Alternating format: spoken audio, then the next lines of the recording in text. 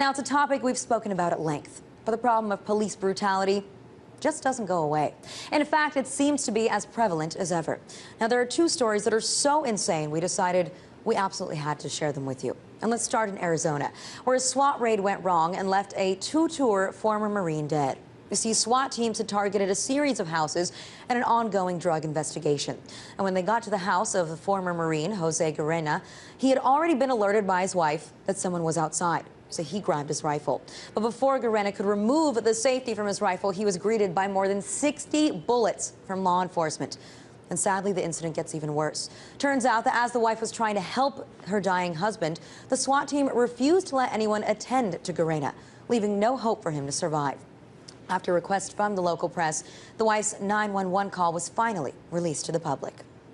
I need you to get a clean cloth and apply a light amount of pressure. I can't. I can do that. There's a bunch of people outside of my house. I don't know what the heck is happening. Okay, go ahead. This is the sheriff's department. Ma'am, this is the sheriff's department. Who is outside your home? I need to know who is outside your home. Can you look out the window? I think it's the SWAT, but they're... Oh, my God.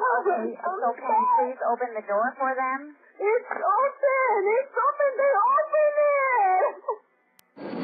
Now, after the raid, and after shooting Guerrena 60 times, the cops didn't find any evidence of drugs in their raid. We should point out that a lawyer hired for the SWAT team says that the raid did uncover handguns, body armor, and even a law enforcement uniform.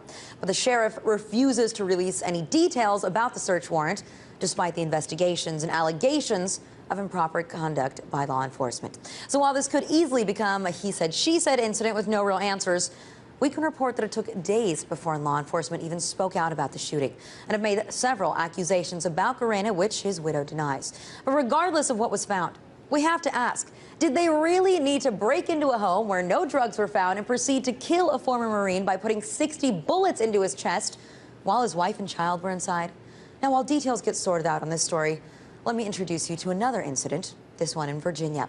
Officer Woolhams is being accused of abuse after an encounter with two young men with mental disabilities who were riding their bikes. After initially stopping the boys for not having the proper lights on their bikes, the victims claimed that Woolhams detained one of the boys by holding onto his arm. But he held the arm so tight that it was broken in two places. And his mother spoke after the incident to a CBS affiliate, WTVR. And had him, by his arm, and kept wrenching his arm and broke his arm in two places. The boys got away, made it home, and their mom called for an ambulance. The chief says Sergeant Woolhams learned of that call and without a warrant went into the boys' home and arrested both of them for obstructing justice. Pretty scary, right? Well, after a local CBS station started investigating the incident, they found out that this police officer had a history of violent encounters with members of the community. In fact, Woolhams is facing a $20 million wrongful death lawsuit after he shot another man dead back in 2006. So keeping all of that in mind, you gotta wonder, how is it that Officer Woolhams gets to keep his job after repeatedly finding himself involved in internal investigations, even lawsuits? But what really gets to me is how we have to report on these issues over and over again. Shows how often law enforcement, the ones who swore to serve and protect, take their job too far. At no point should an officer be able to break a suspect's arm for not having proper lights on his bike.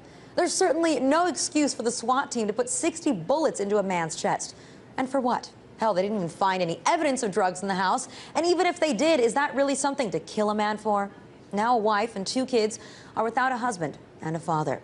And we continue to bring these kinds of stories as a message and as a reminder that just because you're a cop doesn't give you the right or the ability to be above the law. But that's what happens when your government chooses to wage wars on social issues.